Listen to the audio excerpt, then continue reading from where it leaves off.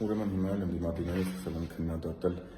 այն որոշումը, որով հունվարի 1-ից զինվորական ծառայությունը 2 տարուց դառնալու է տարի ու կես։ Ու քննադատում են այս որոշումը մարդիկ, ասելով, որ դե թույլատրում եք պաշտպանունակությունը, շատ հավանական քայլ է եւ այդպես շարունակ։ Այս քննադատությունները հնչեցնում են մարդիկ, ովքեր տասնամյակներով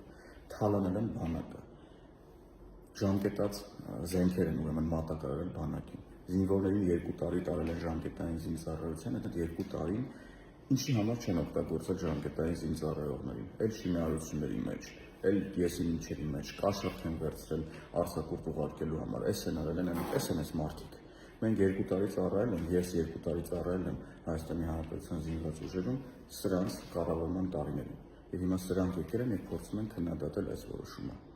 2 տարի ժամկետային զինծառայություն, պարտադիր ժամկետային զինծառայությունը դառնում է տարի ու կես հունվարի 1-ից, առաջին հերթին արդյունավետ կառավարման շնորհիվ, որովհետեւ որևէ մեկը բանակից փողեր չի լափում, որևէ մեկը չի հարստահարվում բանակի հաշվին, դրա համար տներ չի սարքում, ուրեմն եռահարկ, քառահարկ եւ առաջին հերթին զինվորական ծառայությունը տարի ու կես է դառնում 2 տարվա ուրեմն ժամկետից խաղաղության շնորհիվ, որովհետեւ Հայաստանի Հանրապետությունը այլևս ունի խաղաղություն, իսկ Հայաստանի Հանրապետության պաշտպանությունը ապահովելու է Հայաստանի Հանրապետության բանակը, որի զարգացման համար ռեսուրսներ չեն խնայվում եւ դուք ուրեմն դրա մասին սիրելի հայրենակիցներ շատ լավ գիտեք եւ բնավ կարիք չկա լսելու թալանչիներին, ուրեմն խաբեբաներին եւ ուրեմն բանակը թալանողներին։